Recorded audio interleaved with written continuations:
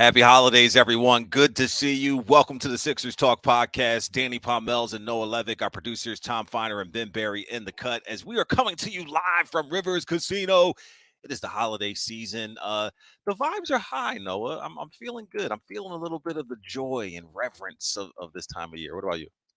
That's good to hear. Yeah, it's been a whirlwind, I think, with the Sixers homestand, but no complaints with a good vibes assessment. Rather be home than on the road, right? You know? Yeah, I like a good venture outside of my normal comfort zone, but the comforts of home are quite nice this time of year. Yeah, it is that time of year. It's the third day of Hanukkah. Christmas is on Saturday. Kwanzaa is coming up. It's just, I'm getting a little bit of that senioritis, type of vibe where I feel like I should be off, but I'm not quite there yet. Thankfully, the Sixers are putting in work and focused on the task at hand in the midst of a 5-game winning streak here on the 7-game homestand, won every game of, and they could run the table. We talked about them possibly going 6-1. You didn't want to commit to 7-0, but it looks like that could be a possibility for sure. Did not rule that out, but it is funny. I actually mentioned that to a couple people last night. Just Doc Rivers before the homestand saying, if we were healthy, maybe I would have the goal of we win all these games. Now, he essentially said, obviously that's not going to happen. Well, his team has, I think, thus far proven him wrong and done a little better than expected. So, And some things fall in their way, yeah, especially on Friday against the Warriors. No Steph Curry, no Draymond Green. Even when the Sixers didn't have Tobias Harris, that things fell their way in that regard. They catch the Raptors on the second half of a back-to-back last night, who played the Warriors up in Toronto. But Sixers having a tougher go against the Raptors, especially in the second half last night. A 19-1 run helped the Raptors get back into the game. The Sixers eventually won it in overtime. But we can start and go a few different ways with this, but you got to give credit to one Tobias Harris for his consistency and tell somebody, as he said after the game to Taryn Hatcher, that he's a sharpshooter. And I just love seeing the confidence and the way he's rising up and firing the basketball.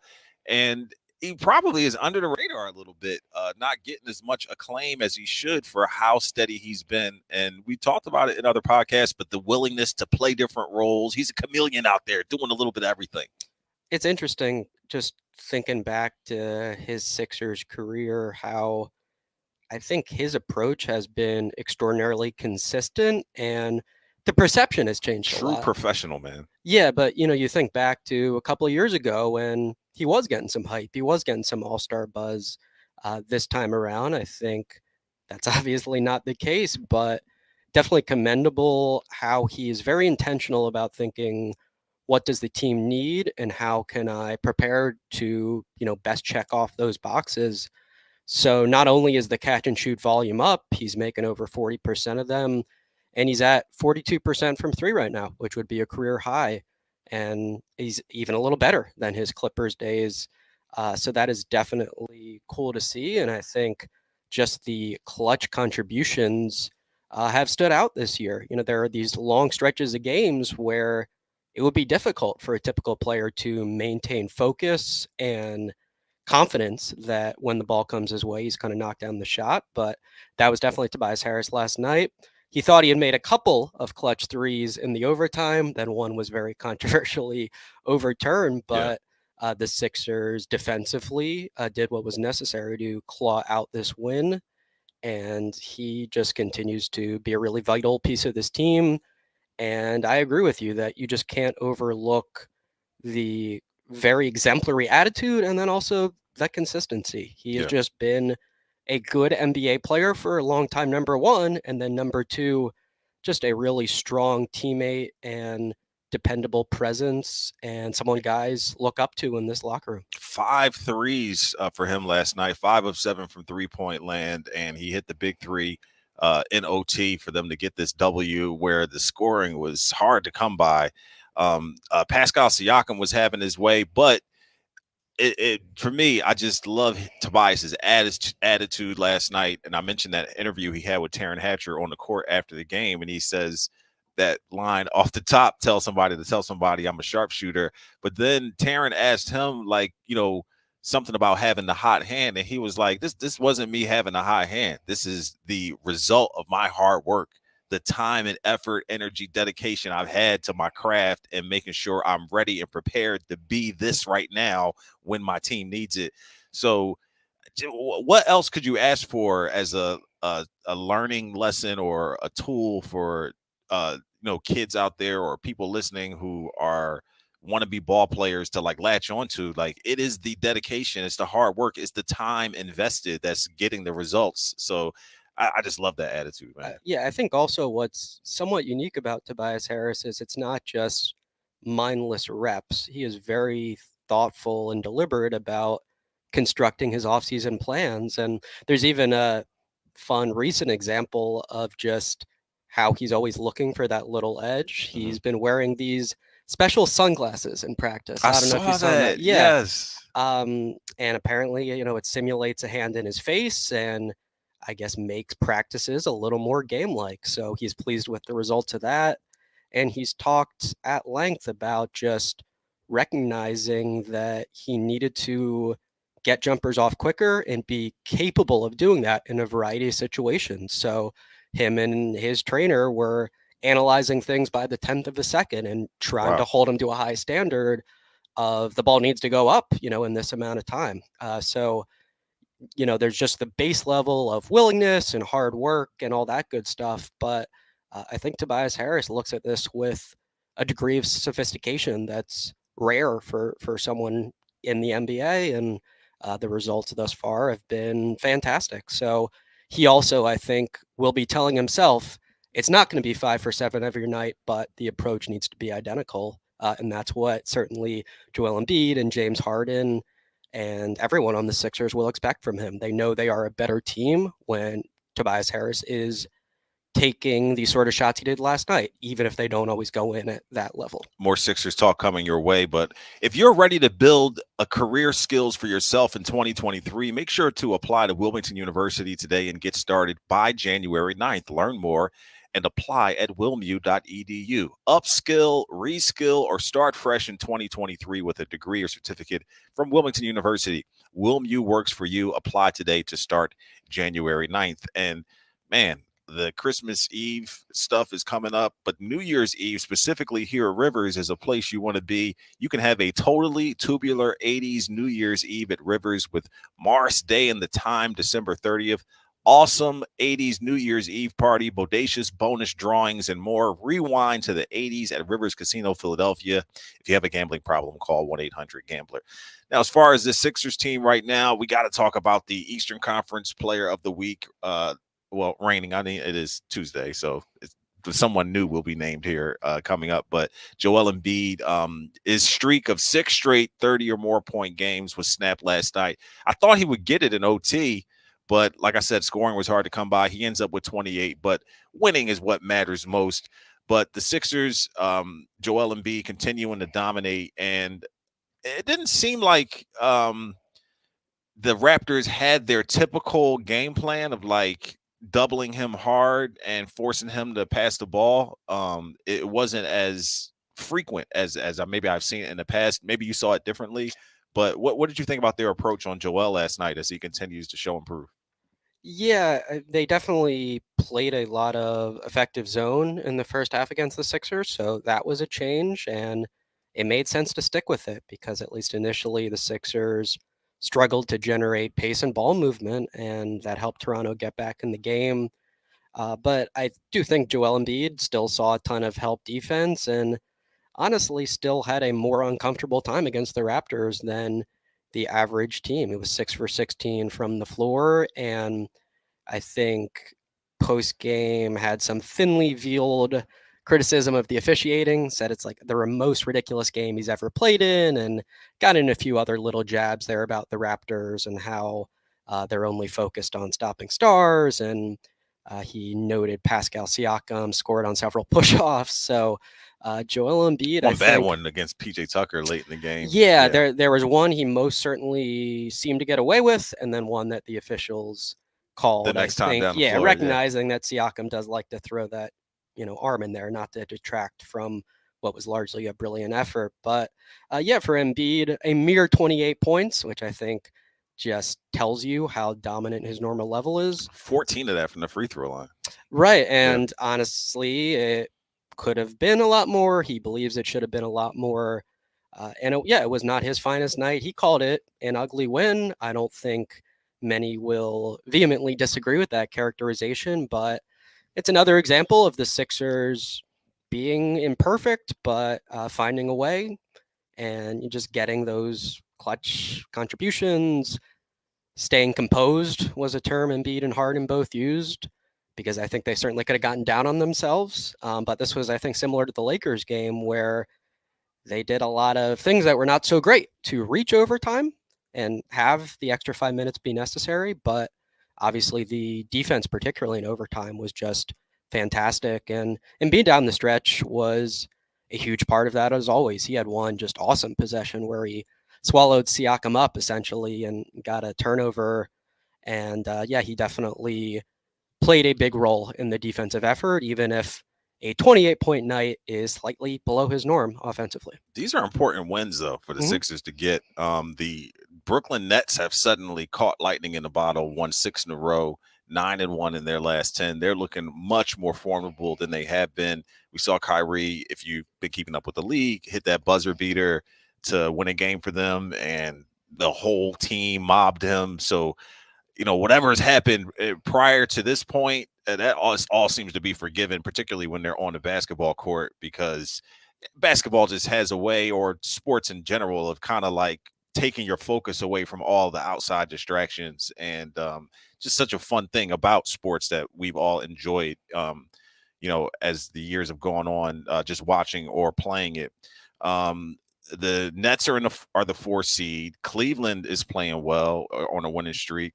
Um, the Bucks have overtaken the Celtics as the top seed in the Eastern Conference. So some of that jockeying that we anticipated here, and the NBA season starts on Christmas, but the Knicks are also playing pretty well. So the Sixers won't have a cakewalk there in that game, which will be fun to watch and enjoy. But these are important wins. They got to keep pace and not fall into that play-in area at any point, but really just to kind of get this home court advantage and keep the continuity going, and just stay with the blue bloods of the Eastern Conference. Yeah, I don't think like close analysis of the standings is an activity that Doc Rivers and company are engaging in right now, but I think it's a fair point because they did create a hole for themselves. This team started 0-3, 1-4, and just looking back on that, you had Doc Rivers saying they weren't ready to win yet, and obviously a warranted change in tone last night where he said, "Now we are ready to win these kind of games where there are unexpected obstacles and we make some mistakes and we shoot ourselves in the foot sometimes," to paraphrase, Mm-hmm. but we sort of claw it out and we know the solutions when it's high leverage situations. So I think there's been big improvement there. And something that's also just stood out to me is we're hearing a lot less about the communication needs to be better.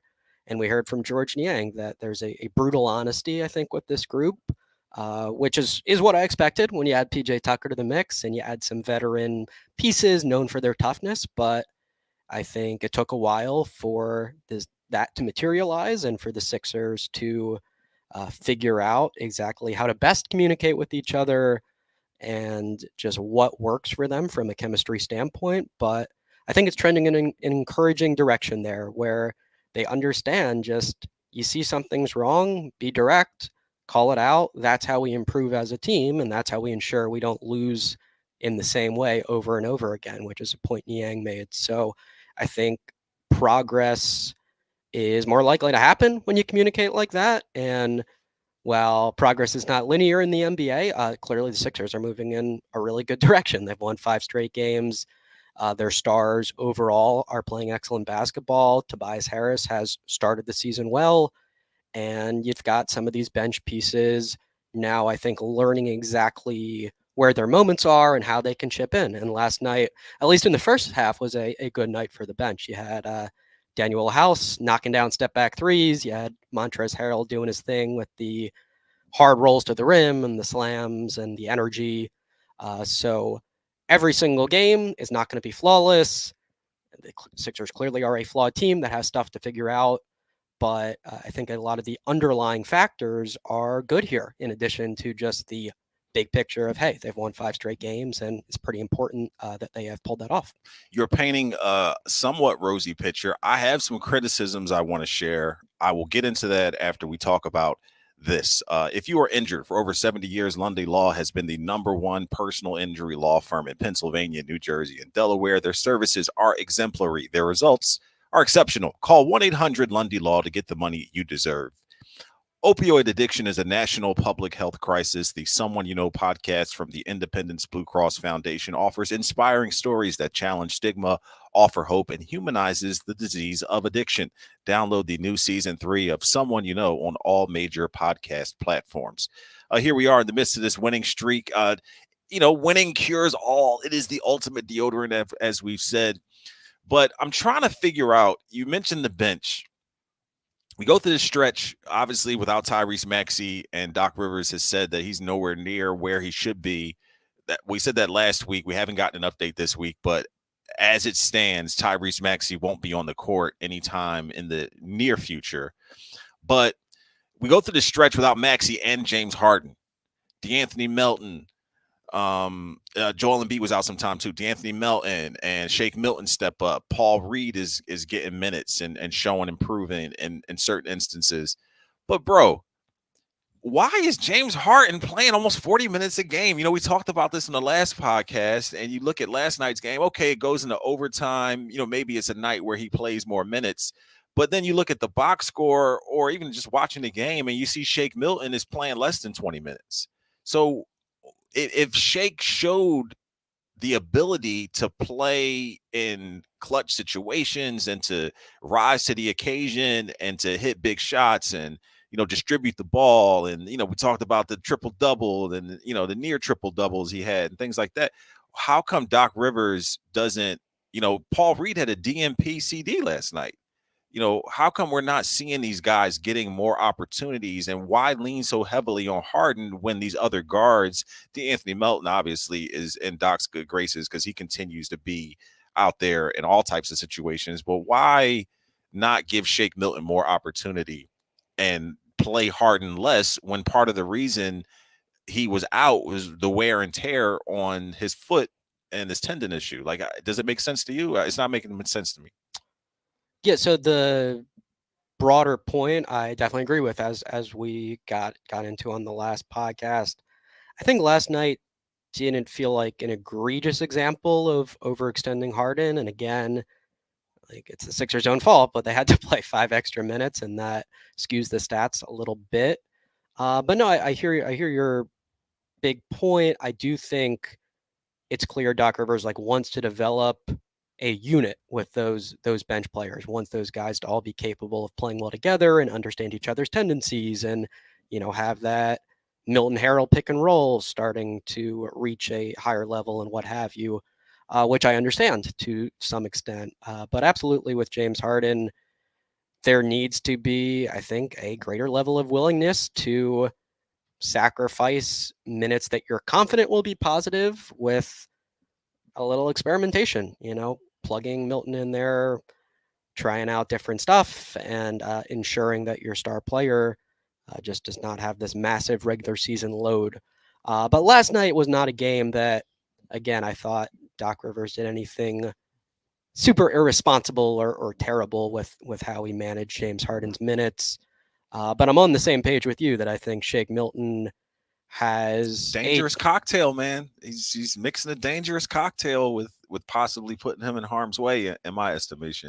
Yeah, no, you're definitely right. I mean, I think, yeah, shared the same stance last time, and that has not changed. I just don't think last night was one I will point to as, man, that was just total malpractice and how Doc Rivers did X, Y, and Z. I think if you want to nitpick, you could say, well, the bench was really rolling in that second quarter, and they just should have rode with that group for a super extended stretch, 8-9 minutes or whatever. But I think none of us expected, Daniel House to be making every step back three he took, and it felt like it was fair enough to turn back to the star players at a certain point, and that's what the Sixers did. I do think it would sure be nice if they take care of some of these games in regulation, and the numbers will look kinder to Doc Rivers as a result. But definitely something that warrants continued monitoring and warrants criticism if it continues in this general direction. I'm of course just thinking, do we get a load management day here at a certain point? Well, Because that right. hasn't been part of it as well. And Detroit Clippers, Knicks on Christmas Day. Forget about that. yeah, Washington, New Orleans will be a tough game. In New Orleans, OKC could be as well. But what are you thinking about the way this schedule plays out? I mean, obviously they could lose at any point in time, but some more wins should be on the horizon. yeah, I mean, with the load management, I don't think they like to focus too much on quality of opponent. I think it's more just about the player and the timing, how the player's feeling, how many games he's played in a row.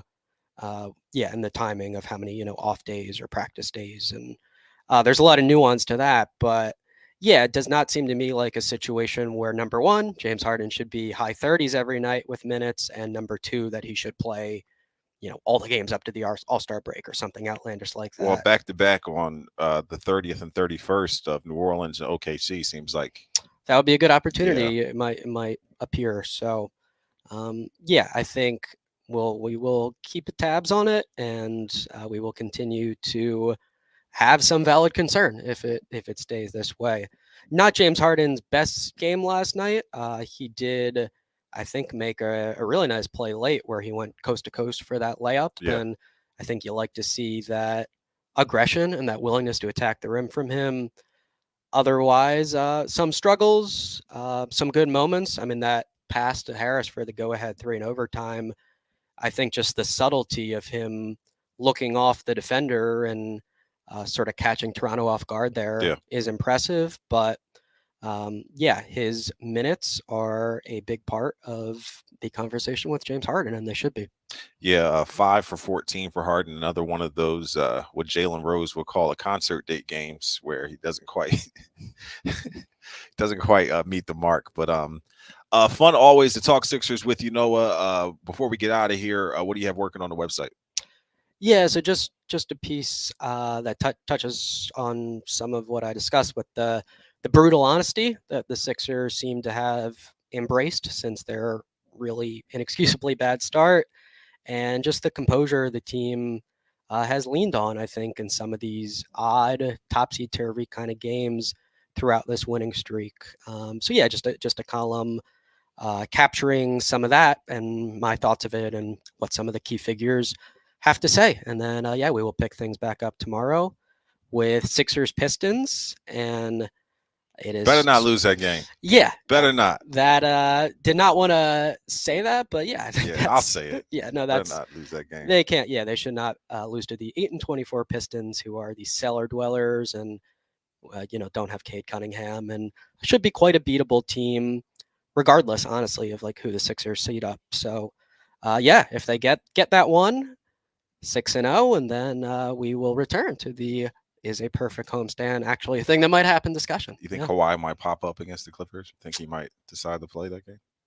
Yeah, I don't feel confident in any prediction I might make there. I'm not usually a super confident prediction guy, but that's one where we don't know. Yeah. I think the Sixers should remember the Clippers coming back from a 24-point deficit to beat them last year. I think they should want to take care of business in a little more routine fashion this time around. Does Kawhi get the boo treatment when he comes to Philly? Will they boo him? I mean, I think he has inflicted some serious pain on the basketball fans of the city. So I don't think I'm trying to remember. I don't remember. How many games has he played here since he hit that shot? I can't remember. There's definitely been one or two, but it has not stood out to me as an extreme level of booing. It's spirited, and it's, you cause devastation for us kind of boo, but it's not, we hate you as a player. It's just, you're a great player who is part of a very painful moment. Yeah. Respect and a little bit of historical trauma there as well. Hey, we love talking with you guys. We love being here live from Rivers and you guys checking us out on YouTube, Twitter, wherever you are seeing us or listening. And we appreciate you. Happy holidays to everyone out there. Spend some time with your loved ones and uh, throw some snowballs if you get a chance, if some snow comes your way. But we're Noah Levick. I'm Danny Pommells. We're here live from Rivers Casino. We appreciate you checking us out. For Tom Feiner and Ben Barry, we will see you next time on the Sixers Talk podcast brought to you by Wilmington University.